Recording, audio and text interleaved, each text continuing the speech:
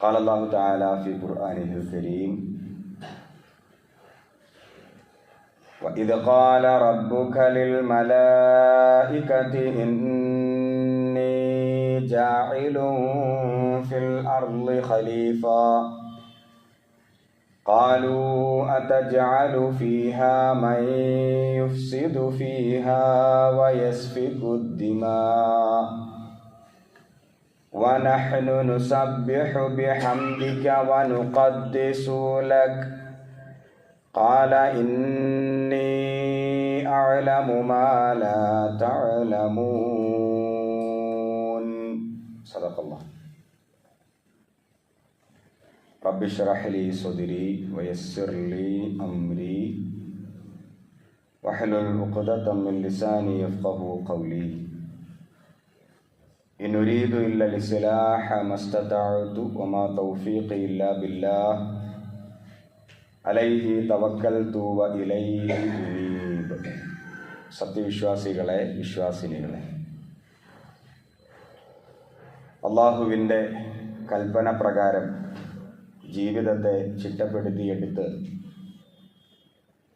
മുത്തഖീങ്ങളായി, യഥാർത്ഥ മുഅ്മിനീങ്ങളായി ജീവിക്കണമെന്ന് എന്നോടെന്ന പോലെ നിങ്ങൾ ഓരോരുത്തരോടും ഉപദേശിക്കുന്നു, വസിയ്യത്ത് ചെയ്യുന്നു.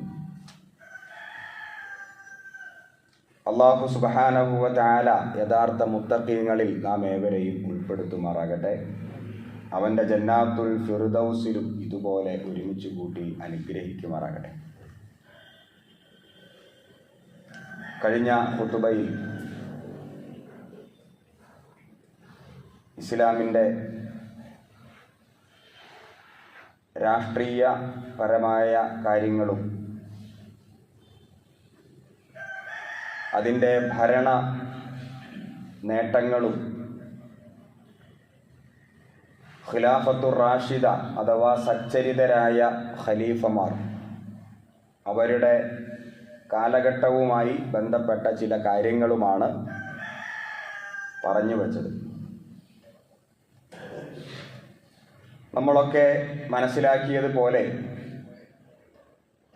ഇസ്ലാം എന്നത് കേവലം ഒരു ആത്മീയതയുടെ ചട്ടക്കൂട് മാത്രമല്ല. ഇസ്ലാമിൽ ആരാധനാപരമായ കാര്യങ്ങൾ മാത്രമല്ല ഉള്ളത്. അതുമല്ലെങ്കിൽ പള്ളിയുമായി ബന്ധപ്പെട്ട നിയമങ്ങളും നിർദ്ദേശങ്ങളും മാത്രമല്ല ഉള്ളത്. രാഷ്ട്രീയം, ഭരണം, നീതിയുടെ സ്ഥാപനം, ഇതൊക്കെ വളരെ പ്രാധാന്യത്തോടു കൂടി തന്നെ അല്ലാഹു സുബ്ഹാനഹു വ തആല വിശുദ്ധ ഖുർആനിൽ പറയുന്നു. മുഹമ്മദ് നബി സ്വല്ലല്ലാഹു അലൈഹി വസല്ലമ ഇത്തരം കാര്യങ്ങൾ കേവലം പറഞ്ഞു പോകാതെ മാതൃക നമുക്ക് കാണിച്ചു തന്നു. പ്രവാചകൻ സ്വല്ലല്ലാഹു അലൈഹി വസല്ലമ മദീനയുടെ ഭരണാധികാരിയായിക്കൊണ്ട് തന്നെ ഒരു ഭരണാധികാരി എങ്ങനെയാകണം, ഭരണകൂടം എങ്ങനെയാകണം എന്നതിന് വളരെ മികച്ച മാതൃക ലോകത്തിന് സമർപ്പിച്ചു. ഇതെല്ലാം കൂടി ചേർന്നതാണ് ഇസ്ലാം. എല്ലാത്തിനും അതിൻ്റെതായ പ്രാധാന്യവും അതിൻ്റെതായ പ്രത്യേകതകളും ഉണ്ട് എന്നർത്ഥം. കഴിഞ്ഞ ഖുതുബയിൽ സൂചിപ്പിച്ച പോലെ ഖലീഫയെ തെരഞ്ഞെടുക്കുക എന്നത് ജനങ്ങളുടെ ഉത്തരവാദിത്വമാണ്. സ്വയം പ്രഖ്യാപിച്ചുകൊണ്ട് ഒരു ഖലീഫയില്ല. അബൂബക്കർ സിദ്ദീഖ് റളിയല്ലാഹു അൻഹു ആദ്യത്തെ ഖലീഫ, അദ്ദേഹത്തിൻ്റെ മരണം ആസന്നമായ ഘട്ടത്തിൽ അദ്ദേഹം ഉമർ റളിയല്ലാഹു അൻഹുവിനെ അടുത്ത ഖലീഫയായിട്ട് തൻ്റെ അഭിപ്രായം രേഖപ്പെടുത്തുകയാണ്. അല്ലാതെ തൻ്റെ കാലശേഷം ഉമർ റളിയല്ലാഹു അൻഹു ഖലീഫയാകണം എന്ന് പ്രഖ്യാപിക്കുകയല്ല ചെയ്തത്. മറിച്ച് തൻ്റെ അഭിപ്രായം. വ്യക്തിപരമായിട്ട് ഓരോരുത്തർക്കും അഭിപ്രായങ്ങൾ ഉണ്ടാകും. അപ്പം എൻ്റെ അഭിപ്രായത്തിൽ ഉമറാണ് അടുത്ത ഖലീഫയാകേണ്ടത്. നിങ്ങൾക്കെല്ലാവർക്കും അത് താല്പര്യമില്ലേ, ഇഷ്ടമില്ലേ?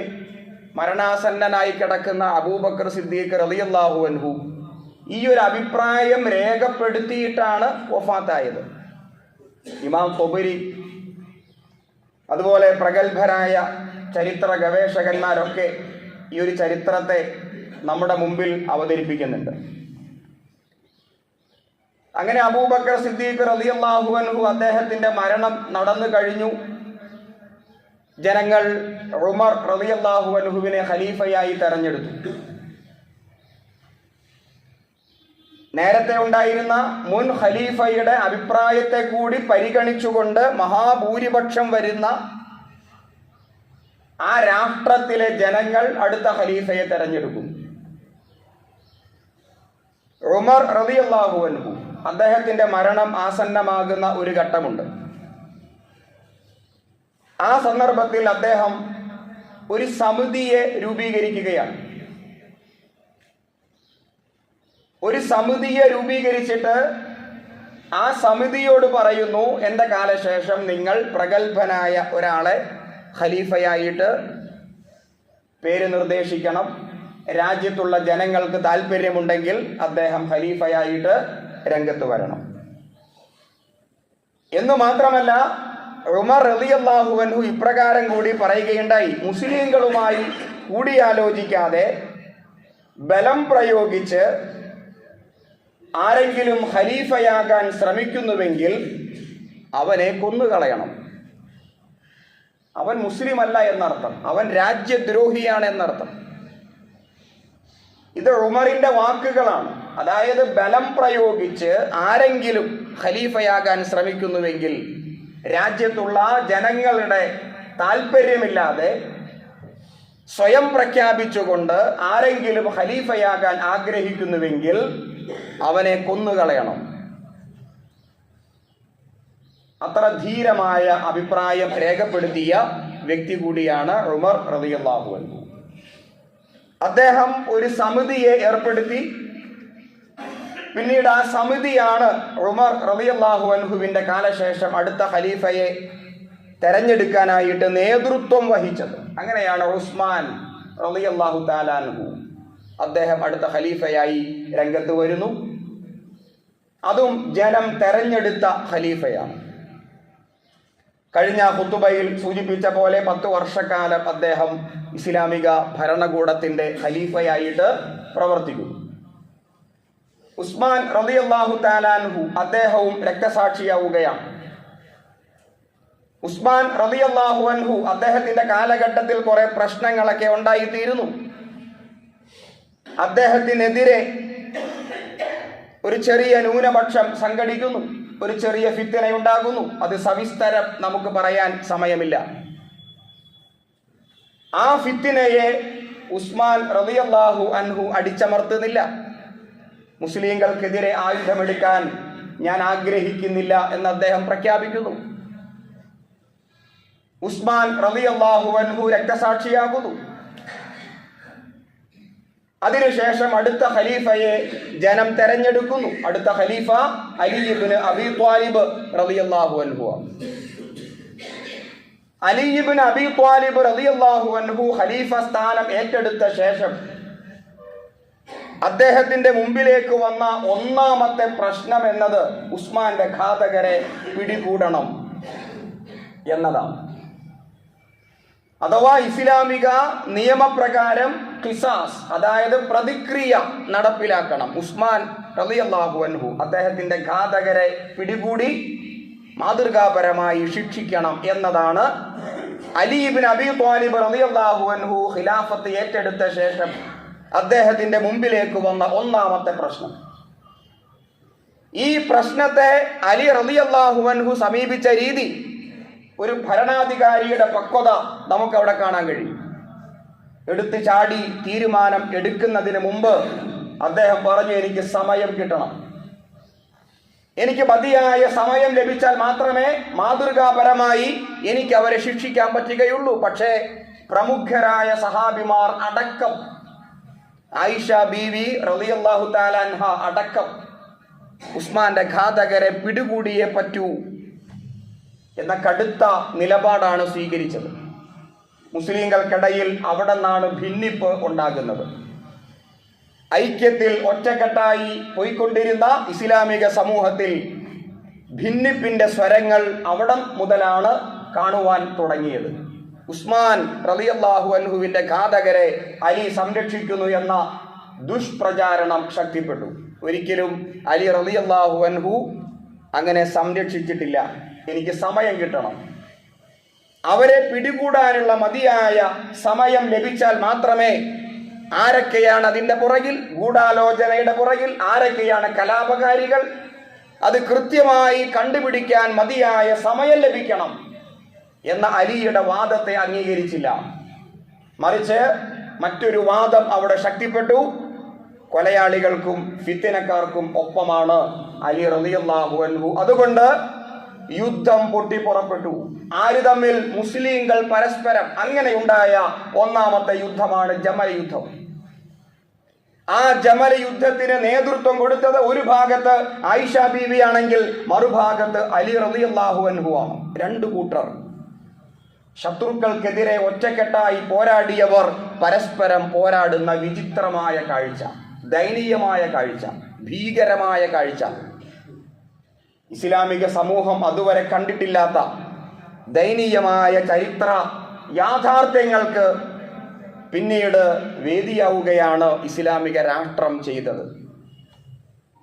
ആ യുദ്ധത്തിൽ അലി പക്ഷമാണ് ജയിച്ചത്. കാരണം സത്യം അലിയുടെ കൂടെയായിരുന്നു. ആയിഷ ബീവിയോട് മാന്യമായി പെരുമാറി അവരെ മക്കയിലെത്തിച്ചു. അതിനുശേഷം മുആവിയ എന്ന് പറയുന്ന റളിയല്ലാഹു അൻഹു, കൂഫയിലെ ഗവർണർ ആയിരുന്നു അദ്ദേഹം. ഖലീഫയുടെ കീഴിലുള്ള ഗവർണർമാരിൽ ഒരു ഗവർണർ, കൂഫയിലെ ഗവർണർ, അദ്ദേഹവും ഇതേ വാദം ഉന്നയിച്ചു. അലി ഫിത്നയുടെ ആളുകൾക്ക് ഒപ്പമാണ്, അതുകൊണ്ട് ഉസ്മാന്റെ ഘാതകരെ പിടികൂടുന്നില്ല. ഉസ്മാൻ റളിയല്ലാഹു അൻഹുവിന്റെ മരണത്തിന് രക്തസാക്ഷിത്വം, അതിന് കാരണക്കാരായ ആളുകളെ പിടികൂടുന്നില്ല. തന്റെ സ്വാധീന വലയത്തിലുള്ള ആളുകളെ മുആവിയ സംഘടിപ്പിച്ചു. അലിക്കെതിരെ പ്രക്ഷോഭം. അങ്ങനെ ഉണ്ടായ രണ്ടാമത്തെ യുദ്ധമാണ് സിഫീൻ യുദ്ധം. ജമൽ യുദ്ധം കഴിഞ്ഞു, പിന്നീട് സിഫീൻ യുദ്ധമുണ്ടായി. മാരകമായ പരിക്കാണ് ഇസ്ലാമിക സമൂഹത്തിന് ഏൽക്കേണ്ടി വന്നത്. ഒരുപാട് സഹാബിമാർ രക്തസാക്ഷികളാകുന്നു. യുദ്ധം കൊടുമ്പിരിക്കൊണ്ടു. അവസാനം ചർച്ചകൾക്ക് വേദിയൊരുക്കി യുദ്ധം അവസാനിച്ചു. പക്ഷേ നഷ്ടം നികത്താനാകാത്ത നഷ്ടമായിരുന്നു. കാരണം ഇസ്ലാമിക സമൂഹം ഛിന്ന ഭിന്നമായി, ഐക്യം തകർന്നു. ഒരേക സമൂഹം എന്നത് രണ്ട് സമൂഹമായി മാറി. ഒരേക നേതൃത്വം എന്നത് പല നേതൃത്വങ്ങളായി മാറി. അപ്പോൾ ഇസ്ലാമിക സമൂഹം അവിടെ മുതൽ ഛിന്ന ഭിന്നമായി തുടങ്ങി. അതിൻ്റെ ഇടയിലാണ് അലി റളിയല്ലാഹു അൻഹു രക്തസാക്ഷിയാകുന്നത്. അലി റളിയല്ലാഹു അൻഹുവിനെ മാരകമായി കുത്തി പരിക്കേൽപ്പിച്ചു. അങ്ങനെ അദ്ദേഹം രക്തസാക്ഷിയായി. അതും ഇസ്ലാമിക സമൂഹത്തിന്റെ അകത്ത് തീരാത്ത ദുഃഖമായിട്ട് അവശേഷിച്ചു. അലി റളിയല്ലാഹു അൻഹുവിന് ശേഷം അടുത്ത ഖലീഫയെ ജനം തെരഞ്ഞെടുത്തു. അത് അലിയുടെ മകൻ ഹസൻ റളിയല്ലാഹു അൻഹു ആയിരുന്നു അടുത്ത ഖലീഫ. പക്ഷെ ഇസ്ലാമിക ചരിത്രത്തിൽ 4 ഖലീഫമാർ, അവരെ സംബന്ധിച്ചാണ് സച്ചരിതരായ ഖലീഫമാർ എന്ന് പറയപ്പെടുന്നത്. അറബിയിൽ പറയുമ്പോൾ ഖിലാഫത്തുർ റാഷിദ എന്ന് പറയും, മാതൃകാ യോഗ്യരായ ഖലീഫമാർ. ഹസൻ റളിയല്ലാഹു അൻഹു ഖിലാഫത്ത് ഏറ്റെടുക്കുമ്പോൾ ഇസ്ലാമിക സമൂഹത്തിന്റെ അവസ്ഥ ഇങ്ങനെയാണ്. മുആവിയയുടെ നേതൃത്വത്തിൽ കൂഫയിൽ, അഥവാ ഇന്നത്തെ പേർഷ്യ, ഇന്നത്തെ ഇറാനും ഒക്കെ ഇസ്രായേലും ഫലസ്തീനും ഒക്കെ നിൽക്കുന്ന ആ പ്രദേശം, ഇന്നത്തെ ഇറാഖൊക്കെ നിൽക്കുന്ന ആ ഒരു പ്രദേശം, ആ ഒരു വിശാലമായ പ്രദേശത്തിന്റെ ഗവർണറായിരുന്ന മുആവിയ വലിയ ഒരു സൈന്യത്തെ സംഘടിപ്പിക്കുന്നു. ഒരു അവാന്തര വിഭാഗത്തെ അദ്ദേഹം നിർമ്മിച്ചെടുക്കുന്നു. ഹസൻ റളിയല്ലാഹു അൻഹു 6 മാസക്കാലമാണ് ഖിലാഫത്ത് ഏറ്റെടുത്തത്. അദ്ദേഹത്തിന് മുന്നോട്ട് പോകാൻ കഴിഞ്ഞില്ല. കാരണം ആഭ്യന്തര രംഗം സങ്കീർണമായിരുന്നു, കലുഷിതമായിരുന്നു. ഈ കലുഷമായ സാഹചര്യത്തിൽ മുന്നോട്ട് പോകാൻ കഴിയാതെ ഹസൻ റളിയല്ലാഹു അൻഹു മുആവിയ റളിയല്ലാഹു അൻഹുവിനെ സമീപിച്ചു. അദ്ദേഹത്തോട് പറഞ്ഞു, ഞാൻ താങ്കളെ ഖിലാഫത്ത് ഏൽപ്പിക്കാം. നമുക്ക് വേണ്ടത് മുസ്ലിം ഐക്യമാണ്. ഈ തകർന്ന ഐക്യത്തെ നമുക്ക് സാഹോദര്യത്തിലേക്ക് വീണ്ടും കൊണ്ടുവരാം. അങ്ങനെ ഹസൻ റളിയല്ലാഹു അൻഹു വ്യവസ്ഥയോടെ, അഥവാ മുന്നോട്ട് വച്ച വ്യവസ്ഥകളിൽ വളരെ പ്രധാനപ്പെട്ട ഒരു വ്യവസ്ഥ ഇപ്രകാരമായിരുന്നു. മുആവിയയോട് പറഞ്ഞു, എഴുതി രേഖപ്പെടുത്തിയ കരാർ. എന്താണ് കരാർ? താങ്കൾക്ക് ശേഷം താങ്കളുടെ മകനെ, കുടുംബത്തിൽപ്പെട്ടവരെ ഖലീഫയാക്കരുത്. ഇതൊരു കുടുംബ വാഴ്ചയിലേക്ക് പോകരുത്. ഇതൊരു കുടുംബാധിപത്യം അതിലേക്ക് പോകരുത്. ഇത് ഖിലാഫത്താണ്. ഖിലാഫത്ത് വേറെ, കുടുംബ വാഴ്ച വേറെ. ഒരു കുടുംബം ഇസ്ലാമിക രാഷ്ട്രത്തെ ഭരിക്കലാണ് കുടുംബാധിപത്യം. ഇസ്ലാമിലെ ഖിലാഫത്ത് അങ്ങനെയല്ല. ജനം തെരഞ്ഞെടുക്കുന്ന ഭരണാധികാരികളാണ് ഇസ്ലാമിലെ ഖലീഫമാർ. അതുകൊണ്ട് താങ്കളുടെ കാലശേഷം താങ്കളുടെ മകനെ ഖലീഫയാക്കരുത് എന്ന എഴുതി രേഖപ്പെടുത്തിയ കരാർ. വേറെയും കരാറുകളുണ്ട്. ആ കരാറുകൾ സമ്മതിച്ച ശേഷമാണ് ഹസൻ റളിയല്ലാഹു അൻഹു ഖിലാഫത്ത് ഒഴിഞ്ഞു കൊടുക്കുന്നു. എന്തിനു വേണ്ടി? സമാധാനത്തിന് വേണ്ടി, മുസ്ലിം ഐക്യത്തിന് വേണ്ടി. മുആവിയ ഖിലാഫത്ത് ഏറ്റെടുത്തു. ഏതാണ്ട് 20 വർഷക്കാലം അദ്ദേഹം ഇസ്ലാമിക രാഷ്ട്രത്തെ ഭരിച്ചു. ആ 20 വർഷക്കാലം ഇസ്ലാമിക രാഷ്ട്രത്തെ നമ്മൾ പരിശോധിക്കുമ്പോൾ ഒരുപാട് വിശാലതയുണ്ടായി. രാഷ്ട്രം വികസിച്ചു. മാത്രമല്ല, ക്ഷേമ പ്രവർത്തനങ്ങൾ, വികസന പ്രവർത്തനങ്ങളൊക്കെ യൂറോപ്പിന്റെ അതിർത്തി വരെ ഇസ്ലാം എത്തി, ആഫ്രിക്കയിലെത്തി, പശ്ചിമേഷ്യ മുഴുവൻ വ്യാപിച്ചു.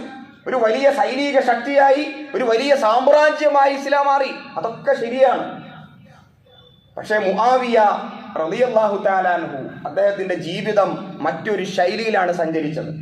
ഖലീഫമാര് ജീവിച്ച പോലെ എളിമയുടെ, വിനയത്തിന്റെ ഒരു ശൈലി അദ്ദേഹം സ്വീകരിച്ചില്ല. ആദ്യമായി കൊട്ടാരം നിർമ്മിച്ച ഭരണാധികാരിയായിരുന്നു മുആവിയ. ഉമർ റളിയല്ലാഹു അൻഹു ജീവിച്ച പോലെയല്ല മുആവിയ ജീവിച്ചത്. അംഗരക്ഷകർ, പരിചാരകർ, ആഡംബരം, കൊട്ടാരം, അങ്ങനെയൊക്കെ ജീവിച്ച ഒരു ഭരണാധികാരിയായിട്ട് പുതിയ ഒരു മാറ്റം. അബൂബക്കർ സിദ്ദീഖ് റളിയല്ലാഹു അൻഹുവിനെ പോലെ, ഉമറിനെ പോലെ, ഉസ്മാനെ പോലെ, അലിയെ പോലെയല്ല മുആവിയ ജീവിച്ചത്. ആഡംബരത്തിൽ അദ്ദേഹം ജീവിച്ചു. അങ്ങനെ സഹാബിമാർ അദ്ദേഹത്തെ അഭിസംബോധന ചെയ്യുന്ന രീതിയിൽ മാറ്റം വന്നു. അയ്യുഹൽ മലിക്. അദ്ദേഹത്തിന്റെ മുഖത്ത് നോക്കിയിട്ട് സഹാബിമാർ വിളിച്ച പേരാണ് അയ്യുഹൽ മലിക്, അല്ലയോ രാജാവേ. ഇസ്ലാമിൽ അതിന്റെ ഭരണാധികാരിയെ വിളിക്കുന്ന പേര് യാ അമീറൽ മുഅ്മിനീൻ എന്നാണ്. അല്ലയോ മുഅ്മിനീങ്ങളുടെ നേതാവേ. ആ വിളിയാണ് ഇസ്ലാമിലെ യഥാർത്ഥ വിളി. പക്ഷേ മുആവിയയുടെ മുഖത്ത് നോക്കിയിട്ട് പ്രഗത്ഭരായ സഹാബിമാർ വിളിച്ചത് അയ്യുഹൽ മലിക് എന്നാണ്, രാജാവേ. അതായത് ഇസ്ലാമിന്റെ ഖിലാഫത്തിനെ രാജാക്കന്മാരുടെ രാജവാഴ്ചയിലേക്ക് കൊണ്ടുപോയതിൽ നിർണായകമായ പങ്കുവഹിച്ച ഒരു സഹാബിയാണ് മുആവിയ. അതുകൊണ്ട് ഒട്ടുമിക്ക പ്രഗത്ഭരായ ചരിത്ര ഗവേഷകന്മാർ മുആവിയയുടെ പേര് കേൾക്കുമ്പോൾ റളിയല്ലാഹു അൻഹു പറയാറില്ല. അഭിപ്രായ വ്യത്യാസങ്ങളുണ്ട്. ഇസ്ലാമിന്റെ മൗലികമായ അടിത്തറയെ, ഖിലാഫത്തിനെ, ആ ഖിലാഫത്തിനെ തകർക്കുന്നതിൽ നിർണായകമായ പങ്കുവഹിച്ച വ്യക്തി, അതുകൊണ്ട് തന്നെ സഹാബി ആണെങ്കിലും റളിയല്ലാഹു അൻഹു എന്ന് പറയാൻ പാടില്ല എന്ന് അഭിപ്രായപ്പെടുന്ന ഒട്ടനേകം സഹാബിമാരും ചരിത്ര ഗവേഷകന്മാരും പണ്ഡിതന്മാരും ഇസ്ലാമിക ചരിത്രം പരിശോധിക്കുകയാണെങ്കിൽ കാണാൻ കഴിയും. മുആവിയ പക്ഷേ പിന്നീട് കാണിച്ച ഒരു വലിയ വാക്കുവ്യത്യാസം എന്ന് പറയുന്നത് അദ്ദേഹത്തിന്റെ മരണമാസന്നമായപ്പോ തന്റെ മകൻ യസീദിനെയാണ് അടുത്ത ഭരണാധികാരിയാക്കി മാറ്റിയത്. കരാർ ലംഘനം. ഒരു സത്യവിശ്വാസിയെ സംബന്ധിച്ചിടത്തോളം 4 കാര്യങ്ങളുണ്ടെങ്കിൽ അവൻ പൂർണ്ണ കപടവിശ്വാസിയാണ്. ആ 4-ൽ ഏതെങ്കിലും ഉണ്ടെങ്കിൽ കാപട്യത്തിന്റെ അംശമുണ്ട് എന്ന് പ്രവാചകൻ സ്വല്ലല്ലാഹു അലൈഹി വസല്ലം പറഞ്ഞിരിക്കുന്നു.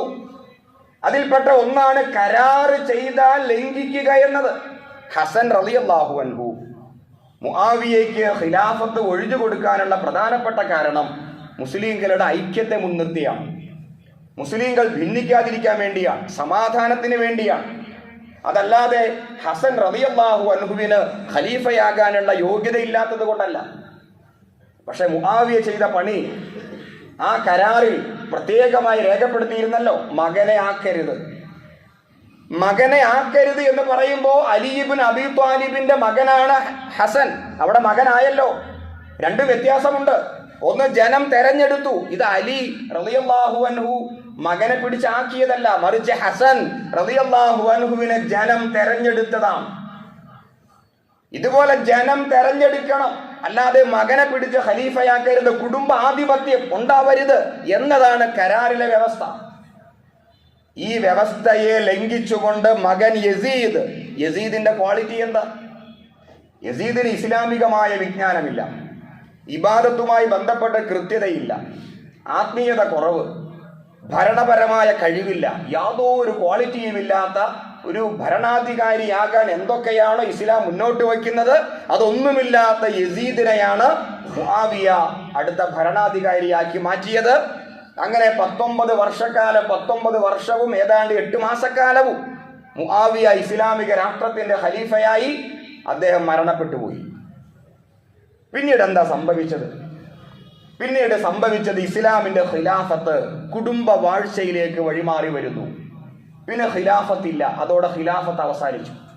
ഖിലാഫത്ത് എന്ന് പറയുമ്പോൾ ഞാൻ ആദ്യം പറഞ്ഞ പോലെ ജനം തെരഞ്ഞെടുക്കുന്ന ഭരണകൂടം. പിന്നെ ഉമവി കുടുംബമാണ് ഇസ്ലാമിനെ ഭരിച്ചത്, അഥവാ മുആവിയയുടെ കുടുംബം.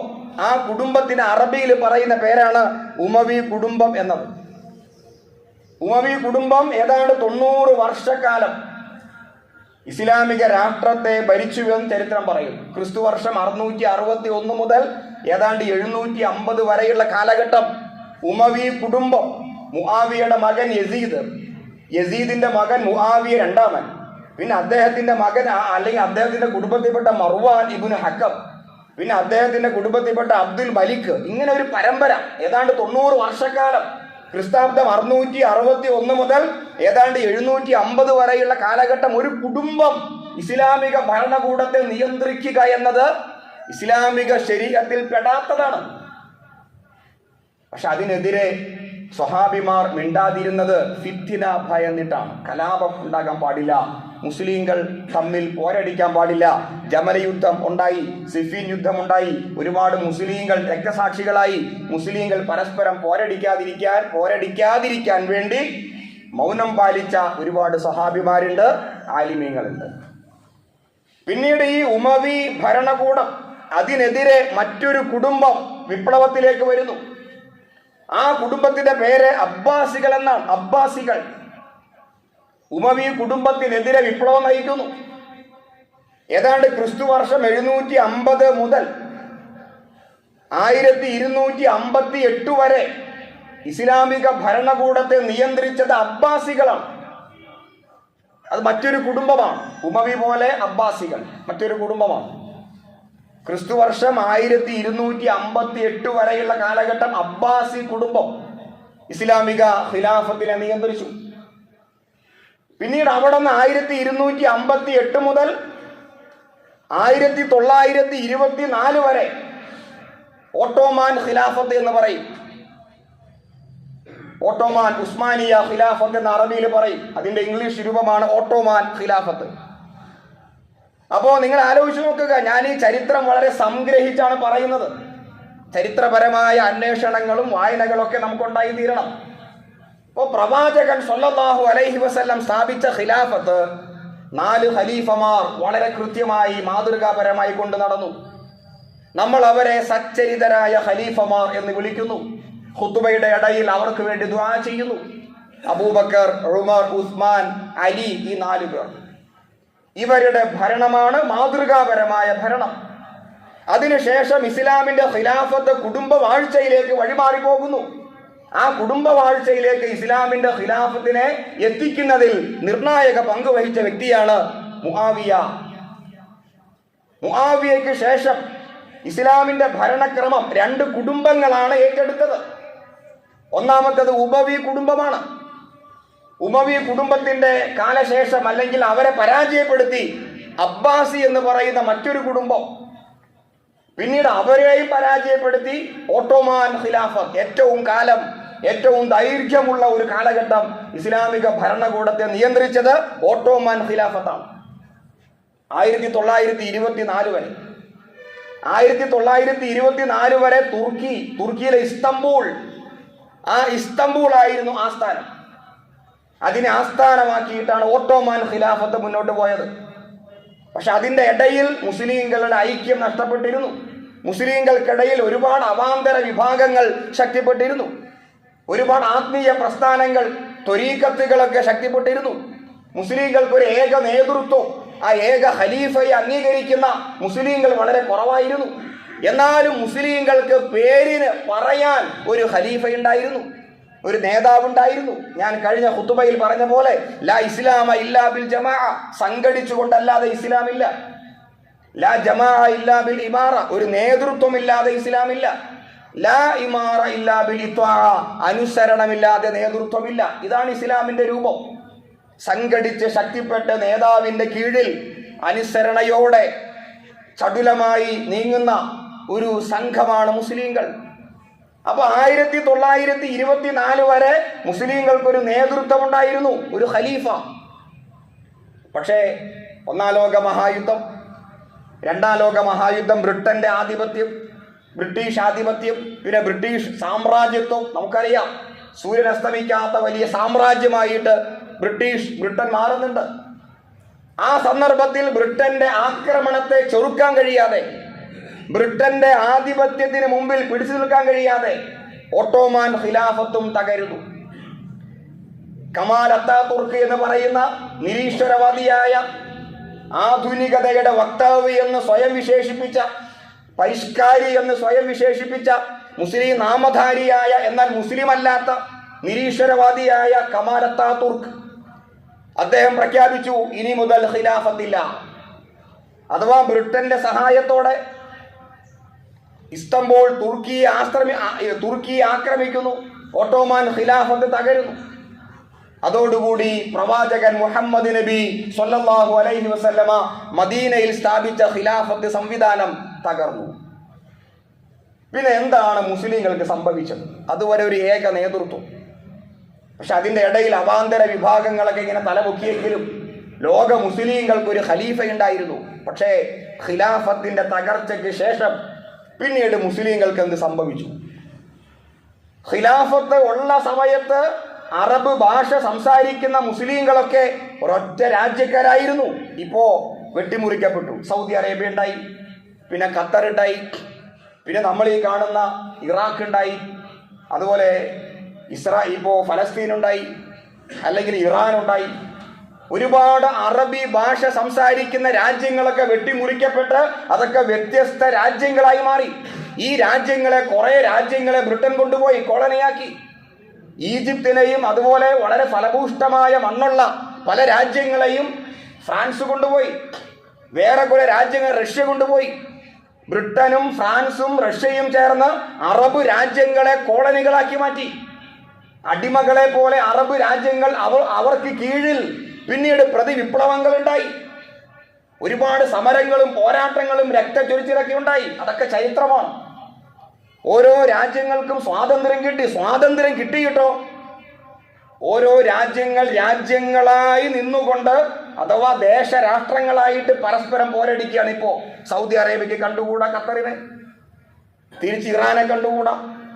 പരസ്പരം ഒരേ ഭാഷ സംസാരിക്കുന്ന രാജ്യങ്ങളെ ശത്രുക്കളാക്കി മാറ്റി. മുസ്ലിങ്ങളെ രാഷ്ട്രത്തിന്റെ അതിർവരമ്പുകൾ വച്ചിട്ട് ഭിന്നിപ്പിച്ചു. ആര് ഭിന്നിപ്പിച്ചു? സാമ്രാജ്യത്വം, അധിനിവേശ ശക്തികൾ.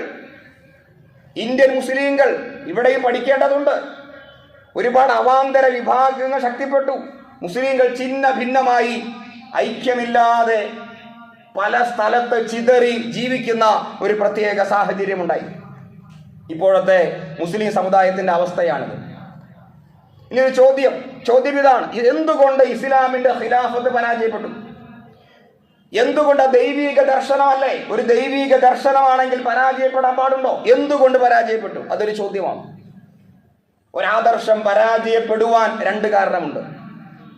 ഒന്നാമതായി, ഒരു ആദർശം പരാജയപ്പെടുന്നത് ആദർശത്തിന്റെ ദൗർബല്യം കൊണ്ട്. ഒരാദർശം പരാജയപ്പെടാം. അപ്പൊ കമ്മ്യൂണിസം ലോകത്ത് ഇന്നില്ല. എന്നാൽ കമ്മ്യൂണിസം റഷ്യയിൽ ശക്തിപ്പെട്ട ഒരു കാലഘട്ടമുണ്ട്. അന്ന് ലോകം വിചാരിച്ചു ഇനി കമ്മ്യൂണിസമാണ്, ഇനി ലോകാവസാനം വരെ കമ്മ്യൂണിസമാണ്. പക്ഷേ ഇന്ന് കമ്മ്യൂണിസം ഇല്ല. എവിടെ പോയി കമ്മ്യൂണിസം?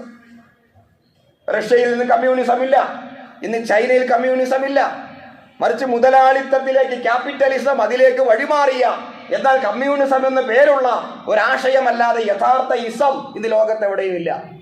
അതെവിടെ പോയി, എന്ത് സംഭവിച്ചു അറിയില്ല. എന്തുകൊണ്ട്? ആദർശത്തിന്റെ ആഭ്യന്തരമായ ദൗർബല്യമാണ്. ആ ആദർശത്തിന് പിടിച്ചിരിക്കാൻ കഴിയില്ല. മനുഷ്യ ഹൃദയങ്ങളെ കീഴടക്കാൻ ശേഷിയില്ല. അപ്പൊ ആദർശത്തിന്റെ പൊള്ളയായ ആശയം കൊണ്ടോ ആശയ ദാരിദ്ര്യം കൊണ്ടോ ഒരാദർശം പരാജയപ്പെടാം. അതാണ് കമ്മ്യൂണിസം ഉദാഹരണമാണ്. വേറെയും ഇസങ്ങളൊക്കെയായിട്ട് പറയാൻ സമയമില്ല. ഇനി രണ്ടാമതായിട്ട് ഒരു ആദർശം പരാജയപ്പെടാം കൊണ്ട് നടക്കുന്നവരുടെ കഴിവില്ലായ്മ. ഇസ്ലാം പരാജയപ്പെട്ടത് ആദർശത്തിന്റെ പോരായ്മ കൊണ്ടല്ല, കൊണ്ട് നടന്നവരുടെ കഴിവില്ലായ്മയാണ്. ഈ പള്ളി സുന്ദരമാണ്, ഈ പള്ളിക്ക് നല്ല ഭംഗിയുണ്ട് കാണാൻ, നല്ല യഥാർത്ഥത്തിൽ ഇരിക്കേണ്ട ഒരു സ്ഥലത്തിരിക്കുന്നു. പക്ഷേ ഈ പള്ളി കൊണ്ടു നടക്കുന്നവർ അലസന്മാരും മടിയന്മാരുമായാൽ ഈ പള്ളി പരാജയപ്പെടും. ഈ ഭിത്തി കൊണ്ട് കാര്യമില്ല, ഈ തൂണ് കൊണ്ട് കാര്യമില്ല, അതപ്പോഴും അങ്ങനെ തന്നെ ഉണ്ടാകും. പക്ഷേ കൊണ്ട് നടക്കുന്നവർ, അവര് അലസരായാൽ മടിയന്മാരായാൽ എന്തും പരാജയപ്പെടാം. ഇസ്ലാം പരാജയപ്പെട്ടത് ആദർശത്തിന്റെ കഴിവ് കൊണ്ടല്ല, കഴിവുകേട് കൊണ്ടല്ല, മറിച്ച് അത് കൊണ്ട് നടന്നവർ, ഖലീഫമാരായവർ, നേതൃത്വം വഹിച്ചവർ, അവരുടെ പോരായ്മ കൊണ്ടാണ്. ഇന്നും ഇസ്ലാം ജനഹൃദയങ്ങളെ കീഴടക്കുന്നു. ഇസ്ലാം എന്ന മതം, ഇസ്ലാമിന്റെ ആത്മീയത ഇന്നും വളരെ പ്രസക്തമായിട്ട് മനുഷ്യരെ സ്വാധീനിക്കുന്നു. പക്ഷേ അതിന്റെ രാഷ്ട്രീയ വ്യവസ്ഥിതി, അതിന്റെ അധികാര സംവിധാനം നമുക്ക് നഷ്ടപ്പെട്ടു. ഇൻഷാ അല്ലാഹ് കൊണ്ടു നടക്കാൻ പ്രാപ്തിയുള്ള കഴിവൊറ്റ നേതാക്കന്മാർ വരുമ്പോ ഇത് ലോകത്തെ കീഴടക്കും. അന്ന് അധികാരത്തിലേക്ക് വരും പ്രഗത്ഭരായ, തന്റെ ഇടമുള്ള, മരണഭയമില്ലാത്ത, ആദർശബോധമുള്ള നല്ല ഉലമാക്കളും നേതാക്കന്മാരും എന്ന് കടന്നു വരുന്നുവോ അന്ന് ഇസ്ലാം പഴയ പോലെ പടർന്ന് പന്തലിച്ച് ലോകത്ത് ആധിപത്യത്തിലേക്ക് വരും. ഇതാണ് ഈ സന്ദർഭത്തിൽ നമ്മൾ മനസ്സിലാക്കിയിരിക്കേണ്ട സംഗതി. ഇവിടെ നമ്മൾ നിർവഹിക്കേണ്ട റോളുണ്ട്, നമ്മുടെ ദൗത്യമുണ്ട്. ഇൻഷാ അല്ലാഹ് സമയം കിട്ടുമ്പോൾ അത് വരും ഖുതുബകളിൽ സൂചിപ്പിക്കാൻ ആഗ്രഹിക്കുന്നു. അല്ലാഹു സുബ്ഹാനഹു വ തആല തൗഫീഖ് ചെയ്ത് അനുഗ്രഹിക്കുമാറാകട്ടെ. ഇസ്ലാമിക ചരിത്രമാണ് വളരെ സംഗ്രഹിച്ച് നിങ്ങളുടെ മുമ്പിൽ അവതരിപ്പിച്ചത്. നിങ്ങളിൽപ്പെട്ടവർക്ക് വായിക്കാം.